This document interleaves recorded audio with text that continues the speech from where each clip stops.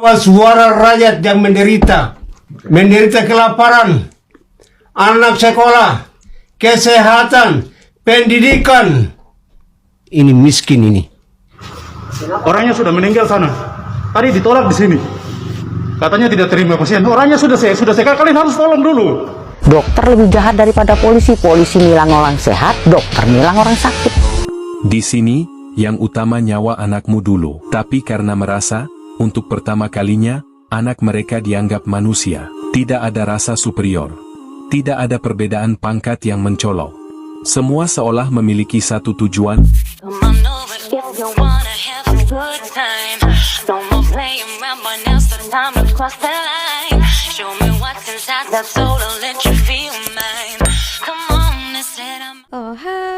Halo, hai semuanya. Apa kabar teman-teman?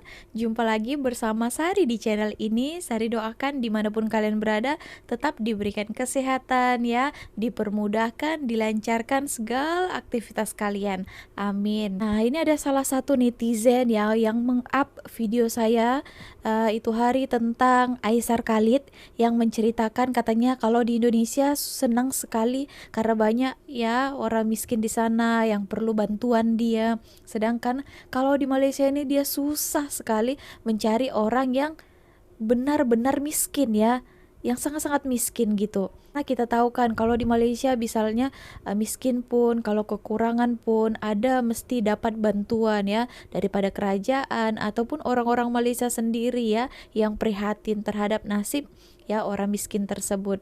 Tapi kalau di Malaysia ini miskin-miskin pun boleh je kerja kan, janji janganlah malas kan, boleh dapat uang, boleh makan segala macamnya. Tak terimalah ada orang ini ya di up kan, ada gambar saya, ada gambar di atasnya itu video orang Malaysia miskin gitu ya padahal bukan miskin setahu saya, itu cuma rumahnya itu ya agak sedikit kayu, macam seakan-akan di Malaysia pun ada juga yang miskin gitu ya. Nah, bagus kalau di Malaysia ini diviralkan ya. Nah, itu bagusnya kalau di Malaysia sudah terviralkan seperti itu ya mesti ya garanti dapat bantuan nanti. Kalau kita ya banyak juga yang terbiarkan. Oke teman-teman, tak apa, kita tonton dulu video ini ya. Ini ada sebenarnya di negara kita itu pun ada juga yang kekurangan. Kita harus melihat ya di daerah Indonesia yang lainnya, bukan hanya di Pulau Jawa, Pulau Sumatera saja. Oke teman-teman, kita dengarkan dulu luahan daripada Bapak ini. Saya di sini nih untuk membawa suara rakyat yang menderita kelaparan, anak sekolah, kesehatan, pendidikan. Ini miskin ini. Selama dana keluar ke Papua dengan dana Otsus, ya. dana itu tidak sentuh sampai di kalangan masyarakat. Dana itu nggak tersentuh. Dana tidak tersentuh sampai turun masyarakat. Masyarakat Papua derita. Yang terlalu pengalang-pengalang itu pemerintah provinsi ya alright, baik, dia terima dari pusat. Sekarang jatuh ke pemerintah daerah, titik penampungan semua berkas-berkas itu di situ. Perencanaannya tidak jelas, tidak menunjang ke program pembangunan di kampung-kampung dan distrik. Inilah masalah Di pemerintah daerah, kabupaten itu. Kepala kampung itu dia terima dana, terus dia foya-foyakan dana itu. Dari mana Pak Manu tahu mereka memfoya-foyakan? Saya lihat kenyataan dan fakta di lapang. Oke, nah ini adalah luahan perasaan daripada salah seorang rakyat Indonesia ya. Nah, ini di bagian Papua. Itu ya. Ada bagian Indonesia yang lainnya yang kita sedih ternyata ya kehidupan di sana itu. Saya ada lihat beberapa, bahkan mereka itu untuk makan beras pun sulit ya. Karena mahal juga di sana tahu barang-barang. Nah, katanya akses pendidikan yang kurang. Ada pernah saya ternampak satu video mereka hanya sekolahnya itu mereka hanya buat-buat sendiri, kursinya pun sampai ada yang mau patah-patah ya. ini kemana? Oke, tadi itu katanya masalah kesehatan pun tidak kurang memadai. Padahal itu adalah salah satu yang terpenting ya kan. Kalau kita bicarakan di Malaysia ini ya, di daerah terpencil sekalipun ada juga hospital, ada juga bukan hospital, mungkin kalau di pelosok klinik-klinik yang memang memadai ya, sekolah-sekolah pun ada. Tapi itu mirisnya ya, di daerah yang pelosok-pelosok itu yang kurang ternampak ya sangat terpinggirkan. Ini yang sangat menyedihkan sekali. Ya itu adalah kenyataannya. Sebenarnya tadi kita bicarakan bukan disalahkan pemerintah pusat sekali. Sebenarnya dana itu sudah disalurkan kepada pemerintah daerah kan.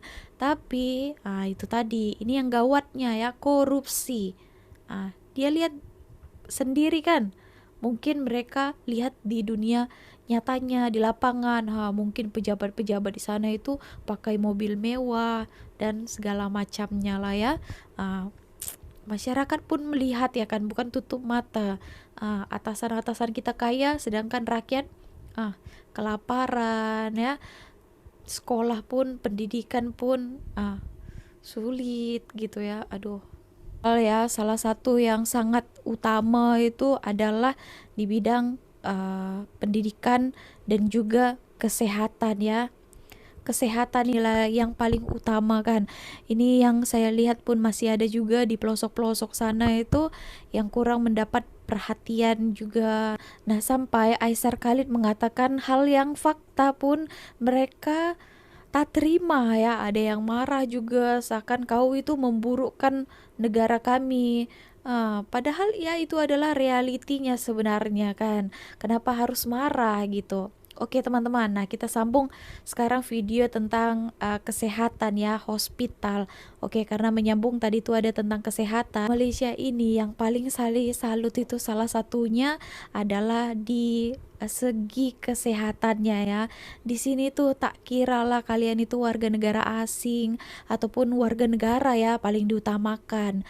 Warga negara asing, kalau misalnya lah ya terjadi hal-hal yang tidak diinginkan, emergency, misalnya accident ataupun apa yang perlu penanganan yang cepat, kalau di Malaysia ini tidak ada mengira kasta, tidak ada mengira kau ini siapa gitu ya. Kalau perlu penanganan yang cepat, mereka itu langsung masuk ke UGD ya, unit gawat darurat gitu ya teman-teman, emergensinya langsung ditangani itu ya. Sedangkan kalau di negara kita, saya lihat mirisnya ada beberapa video yang sekarang ini tengah viral. Tadi ada pasien yang datang di sini, kenapa ditolak ya? Anak kecil, orangnya sudah meninggal sana, tadi ditolak di sini, katanya tidak terima pasien. Orangnya sudah saya kalian harus tolong dulu. Sekarang sudah meninggal di sana, siapa yang mau bertanggung jawab? Diterima dulu. Urusan lain itu dari belakang. Saya tidak bisa duduk. Orangnya sekarang sudah meninggal sana. Kalian diterima dulu, itu orang asli sini. Dilihat, diterima dulu, lihat itu bagaimana. Saya tidak bisa bicara, orangnya sudah meninggal. Kau jangan kasih keterangan ke saya. Kalian ini hebat sekali ya. Saya tidak akan duduk, orangnya sudah meninggal. Ngapain saya mau duduk? Saya duduk itu tidak akan hidup kembali. Orangnya tidak akan hidup kembali. Kapan saya mau duduk? Kalian ini hebat. Itu orang asli Papua, orang-orang sini yang kalian harus terima dulu. Dilihat dulu.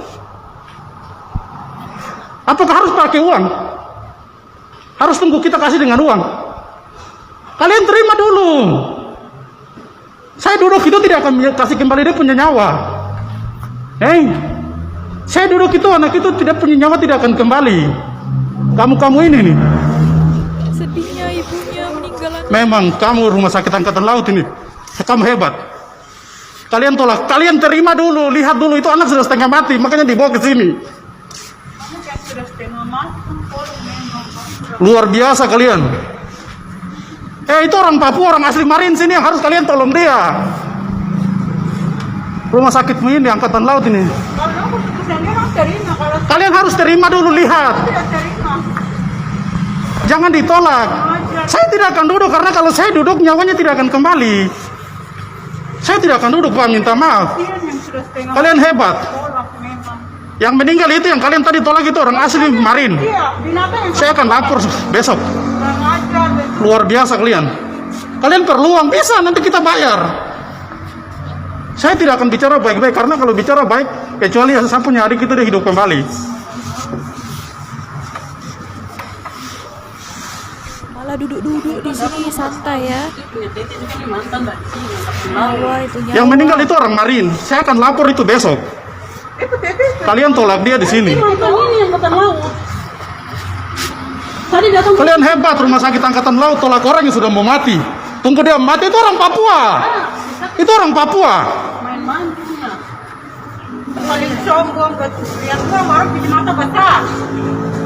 Kalian hebat.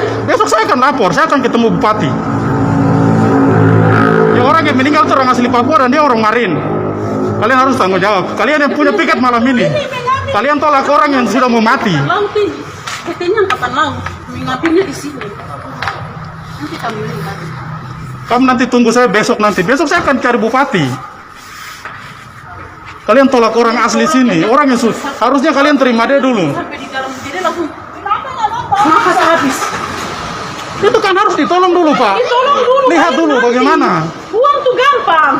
Uang gampang dicari. Kalau mau bilang uang, kita bisa keluar uang. Tidak. Tidak, Pak. Kita tidak akan duduk, minta maaf. Jangan coba suruh kami duduk. Nyawa sudah tidak. Kecuali saya duduk kalau dia pun nyawa kembali. Luar biasa. Hebat. Tolak yang nafas. Ujung tinggal Muhammad. Jadi yang punya piket ini kalian siap. Piket malam ini kalian siap. Piket yang tadi. Maaf Bapak, tadi anaknya kesini jam berapa ya? Tadi barusan saja. Iya. Kami sudah diterima. Oke, sampai ke sana juga bilang tidak ada, tidak bisa. Sampai di rumah sakit langsung meninggal. Sampai di situ langsung putus nafas karena anaknya sudah sesak. Karena ini aturan Bapak dari Iya, diterima dulu ini nyawa manusia. Ini nyawa manusia diterima, dilihat dulu. Yang mana pasien yang mana dong? Yang tadi suruh siapa ya? Tadi yang mobil Pika. Yang tadi bilang kok siapa di sini tidak bisa tuh. Iya, ini siapa? Kau yang nanti kau lihat besok. Baru tanya lah pura-pura tidak tahu lah. Sekarang saya pengen tahu apa sih yang terjadi. Kenapa sih dokter sombong sekali, lebih sombong dari presiden? Kalian tenaga medis atau enggak bengkel? Dokter cuti. Mas Ahmad, saya minta nomor dokter Oki. Harusnya ada dokter. Kalau tidak bisa memberikan, saya harus telepati sama dia. Ini pasien dia. Menteri Kesehatan mengatakan pasien wajib dirawat hingga sembuh keluar dari rumah sakit. Ini ya, teman-teman, mama saya sekarang sudah menjadi mayat, ya, karena penanganan di rumah sakit Siloam Bangka yang terlalu lambat. Mereka bilang ruang ICU di sini penuh, ternyata masih tersedia, karena pasien udah darurat. Baru dimasukin ke ruang ICU. Ternyata memang ruang ICU itu tersedia dari kemarin. Tapi pihak rumah sakit bilang ruang ICU penuh. Ini orang-orangnya ya. Orang-orang rumah sakitnya ya. Kita nggak mau tahu. Kecuali mama saya ditanganin dari tadi pagi, oke, nggak apa-apa. Tapi mereka bilang penuh, itu yang bikin saya sakit hati, Pak. Itu yang bikin saya sakit hati, tau nggak? Ternyata ini kosong dari kemarin, tau nggak? Ya, Ibu. Saya akan viralin ini ya, teman-teman. Ini mama saya, teman-teman, ya. Enggak ada. Mama saya udah nggak ada. Yang bilang ruang ICU penuh tadi siapa? Padahal ruang ICU itu kosong tadi pagi, tau nggak? Pasien ruang ICU itu keluar tadi malam, dirawat di lantai 7. Itu ada tetangga kita yang dirawat di ICU, dia bilang dari semalam tuh udah kosong. Mama saya tuh kritis dari tadi malam, dibiarin, dia bilang ruang ICU penuh.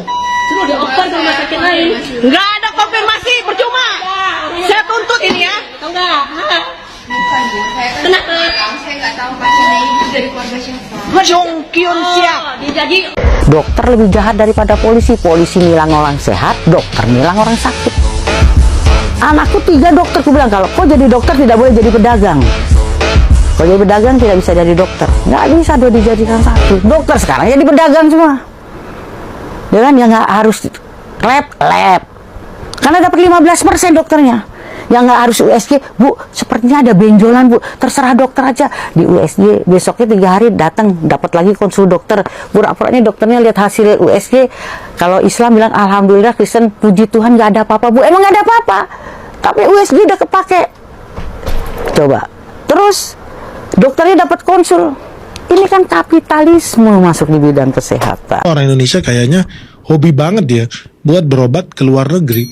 Ternyata alasannya simpel, karena pelayanan kesehatan di luar negeri itu jauh lebih bagus dibandingkan dengan yang ada di Indonesia. Dan yang kedua, herannya udah lebih bagus, kadang-kadang malah lebih murah dibandingkan di Indonesia. Nah ini fakta ya, fakta dari kejadian yang gua alami sendiri. Jadi beberapa tahun lalu ya, 3 tahun lalu itu gue sempet nemenin bokap gue, anterin bokap gue berobat ke Malaysia. Karena apa? Ada sakit batu ginjal di situ. Sebelumnya di Indonesia sempat diperiksa, katanya harus ada operasi invasif untuk ambil batu ginjalnya, perlu ada operasi. Kemungkinan resikonya lebih tinggi, biayanya juga lebih tinggi.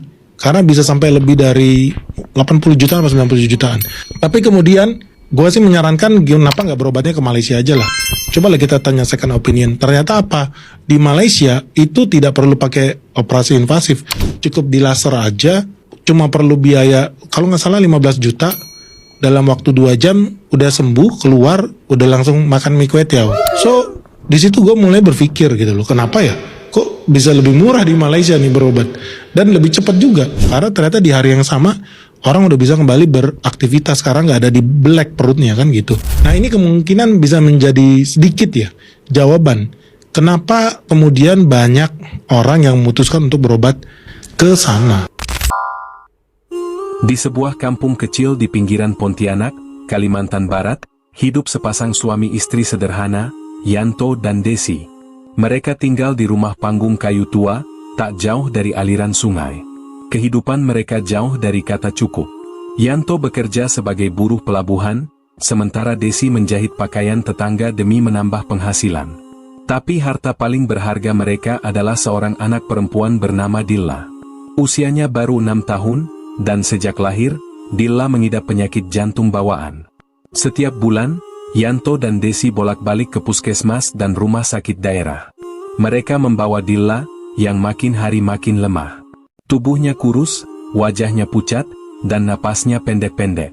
Tapi yang mereka dapatkan hanya resep penenang dan janji kosong. Dokter bilang, mereka harus dirujuk ke rumah sakit yang lebih besar di kota, tapi nyatanya, tidak ada yang benar-benar menanggapi serius kondisi Dilla. Sampai suatu malam, tragedi nyaris merenggut segalanya. Jam 2 pagi, Dilla tiba-tiba kejang. Bibirnya membiru, matanya melotot. Desi menjerit, sementara Yanto bergegas menggendong anaknya ke RSUD terdekat. Tapi di sana, mereka ditolak. Kata petugas, ICU penuh, dan dokter spesialis belum datang. Yanto hanya bisa berdiri di lorong, memeluk tubuh Dilla yang semakin dingin. Dalam keputusasaan, datanglah tetangga mereka, Pak Manaf. Seorang pria tua yang dulu pernah bekerja sebagai pembantu tukang di Kuching, Malaysia. Ia mendengar kabar Dilla dan segera datang ke rumah sakit. Kalau kalian bisa bawa dia ke Sarawak, ke rumah sakit di Kuching, cepat. Di sana tak banyak tanya, langsung ditangani. Kalau di sini terus, anakmu bisa pergi. Perkataan itu menampar kesadaran Yanto. Haruskah mereka menempuh jalan sejauh itu? Tapi demi nyawa Dilla, apalagi yang bisa mereka lakukan? Esok harinya, Yanto menggadaikan motor satu-satunya dan menjual cincin kawin mereka. Uang seadanya itu cukup untuk membawa mereka menyeberang ke Entikong, gerbang perbatasan menuju Malaysia. Dengan membawa surat rujukan seadanya dan tas berisi pakaian serta obat Dilla, mereka menempuh perjalanan darat belasan jam. Di tengah jalan, Dilla kembali kolaps. Napasnya megap-megap.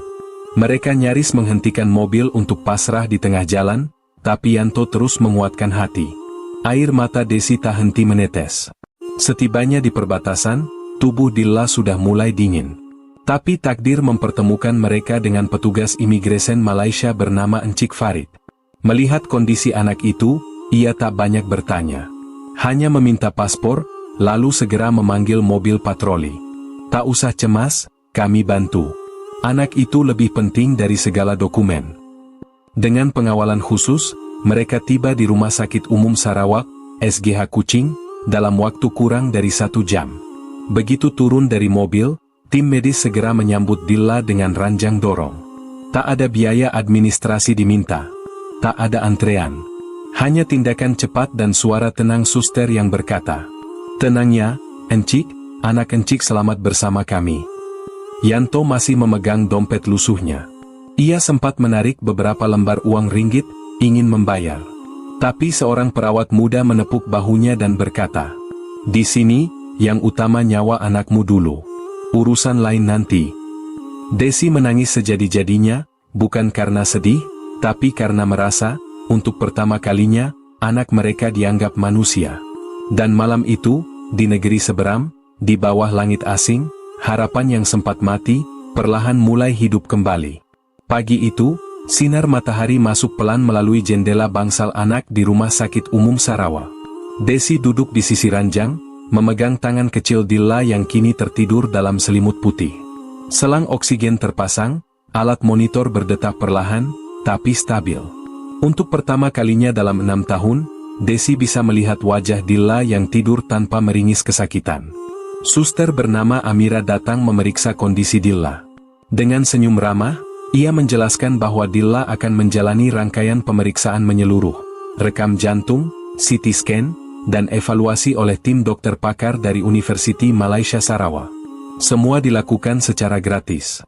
Ya, gratis, karena kondisi Dilla masuk dalam program bantuan kemanusiaan lintas batas yang dijalankan rumah sakit bersama LSM lokal dan dana CSR perusahaan Malaysia.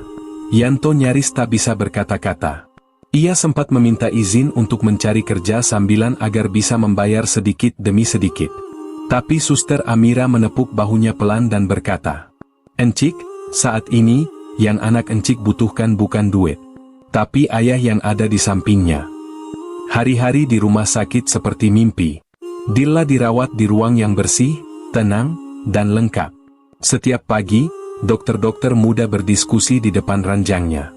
Mereka memeriksa grafik, bertanya pada Yanto dan Desi, dan menjelaskan langkah-langkah medis secara rinci, dalam bahasa Melayu yang lembut dan mudah dimengerti. Ada dokter India, dokter Cina, dan dokter Melayu. Semua bekerja sama. Tidak ada rasa superior. Tidak ada perbedaan pangkat yang mencolok. Semua seolah memiliki satu tujuan, menyelamatkan Dilla. Desi sering duduk di sudut ruang, memandangi mereka dari jauh, lalu berkata lirih, "Beginikah rasanya jadi manusia di mata negara? Baru kali ini aku lihat anakku dianggap berharga." Di malam hari, seorang dokter bernama Dr. Haris datang lebih lama dari jadwalnya.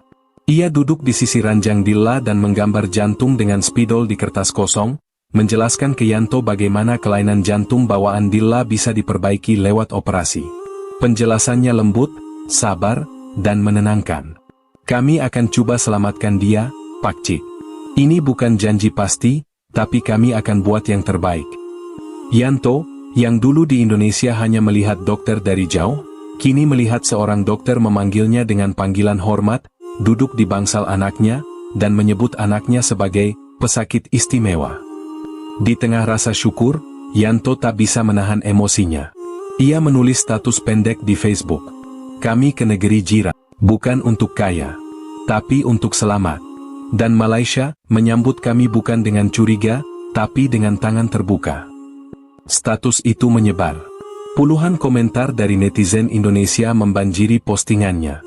Ada yang terharu, ada yang marah pada sistem di tanah air, dan ada pula yang bertanya, kenapa kita harus ke negara lain untuk mendapat perlakuan manusiawi? Namun malam itu, Yanto tak ingin bicara soal politik, soal sistem, atau soal kesenjangan. Ia hanya ingin satu hal, melihat Dilla sembuh, melihatnya berlari, tertawa, dan mungkin suatu hari nanti, sekolah seperti anak-anak lainnya. Dan ketika malam turun di atas kota Kuching, di balik kaca rumah sakit, Dilla menggenggam jari ibunya, dan berkata pelan, "Ibu, di sini, aku tak sakit ya?" Desi menangis pelan, lalu membelai rambut anaknya. "Iya, sayang. Di sini, kamu disayang banyak orang." Dilla menjalani operasi besar di minggu ketiga setelah dirawat di Kuching. Operasi jantung terbuka, dengan tim dokter dari berbagai etnis yang bergabung dalam satu misi, menyelamatkan hidup seorang anak kecil, yang bahkan bukan warga negara mereka. Selama 6 jam yang menegangkan, Yanto dan Desi hanya bisa berdoa di ruang tunggu. Di dinding rumah sakit, tergantung foto besar bertuliskan, melayani tanpa memilih, kemanusiaan di atas segalanya. Kata-kata itu terus terngiang di benak Yanto. Ketika Dr. Haris keluar dari ruang operasi dan memberikan isyarat senyum sambil berkata, "Operasi berjaya. Anak encik selamat." Desi langsung sujud syukur. Sementara Yanto hanya bisa berdiri terpaku, menahan air mata yang selama ini ia sembunyikan. Beberapa hari setelah operasi, Dilla sudah bisa duduk. Senyum kecilnya kembali, dan rona merah mulai muncul di pipinya. Ia memanggil ayah dan ibu dengan suara jernih, suara yang dulu selalu disertai batuk dan napas pendek. Hari-hari penuh syukur itu membuat Yanto merasa harus melakukan sesuatu, bukan untuk membalas kebaikan Malaysia, karena baginya, balas budi pada negeri itu takkan cukup. Tapi ia ingin membuka mata dunia, terutama pemimpinnya sendiri. Malam itu, di kamar inap rumah sakit, Yanto duduk di sudut ranjang, membuka ponselnya, dan mulai mengetik sesuatu di catatan. Sebuah surat. Bukan surat keluhan, bukan surat kemarahan, tapi sebuah seruan dari hati seorang ayah yang hampir kehilangan anaknya. Isi surat itu berbunyi, "Yang terhormat Bapak Presiden Republik Indonesia. Kami hanyalah warga kecil dari Pontianak. Anak kami, Dilla, hampir meninggal karena kelalaian dan keterbatasan rumah sakit negeri sendiri. Tapi kami menemukan harapan di luar negeri, di Malaysia. Negeri tetangga yang dulu sering kami dengar hanya dari berita atau ejekan orang-orang. Di sana, anak kami langsung ditangani. Tak ada tanya, tak ada syarat. Tak peduli kami warga asing, mereka rawat anak kami seperti anak mereka sendiri. Kami hanya ingin bertanya, Pak, apakah menjadi miskin di negeri sendiri berarti kami harus pasrah kehilangan orang yang kami cintai? Dan jika negeri tetangga bisa menyelamatkan anak kami dengan hati, kenapa di negeri kami sendiri, nyawa anak miskin seperti tak ada nilainya? Kami tak butuh belas kasihan. Kami hanya ingin keadilan yang seharusnya hadir bagi semua warga. Jika Malaysia bisa, kenapa kita tidak? Hormat kami, Yanto Desi." Yanto mengunggah surat itu ke Facebook. Tak disangka, postingan itu menjadi viral. Dalam 2 hari, puluhan ribu orang membagikan tulisannya. Komentar berdatangan dari warga Indonesia yang turut merasakan perihnya pelayanan kesehatan dalam negeri. Banyak yang menangis membaca kisah Dilla. Media online mulai meliput. Bahkan beberapa jurnalis Malaysia menuliskannya di surat kabar lokal sebagai bentuk kebanggaan atas pelayanan rumah sakit mereka. Di antara ribuan komentar, satu tulisan dari warga Malaysia menarik perhatian. "Kami bangga karena Malaysia tak pilih kasih. Ini bukan tentang negara, ini tentang hati. Anak itu anak kita semua." Keesokan harinya, seorang staf rumah sakit menyerahkan sebuah boneka kelinci kecil kepada Dilla. Di pita boneka itu tertulis, "Untuk Dilla dari Malaysia, supaya kamu terus tersenyum." Desi memeluk boneka itu erat, dan menatap suaminya. Mereka tak berkata apa-apa. Tapi hati mereka tahu, bahwa selama hidup, mereka takkan pernah melupakan tanah ini, dan tangan-tangan malaikat yang tak mengenal batas negara. 2 bulan sudah berlalu sejak operasi besar itu. Dilla kini jauh berbeda. Tubuhnya tak lagi kurus dan lemah. Pipinya mulai berisi, langkahnya lebih lincah. Di bangsal rumah sakit tempat dia dulu terbaring antara hidup dan mati, kini ia berlari-lari kecil, menggoda suster-suster yang dulu merawatnya dengan sabar. Suster Amira, yang sejak awal mendampingi, menahan tangis saat mengantar Dilla ke gerbang rumah sakit. "Dilla, nanti kamu harus jadi dokter ya. Supaya bisa bantu anak-anak lain seperti kamu." Dilla mengangguk pelan, memeluk suster itu erat-erat. Yanto dan Desi mengemasi barang-barang sederhana mereka, 1 tas pakaian, obat-obatan untuk kontrol jantung, dan yang paling berharga, surat rekomendasi medis dari Dr. Haris, lengkap dengan catatan tindak lanjut dan nomor kontak yang bisa dihubungi kapan saja. Tapi sebelum mereka meninggalkan tanah yang telah menyelamatkan nyawa anaknya, Yanto melakukan satu hal terakhir, ia mencium lantai rumah sakit itu. Sebuah tindakan sederhana, tapi penuh makna. Tempat ini bukan cuma rumah sakit. Ini tempat anak saya diselamatkan. Ini tempat kami diajarkan arti kemanusiaan yang sesungguhnya, katanya sambil menahan tangis.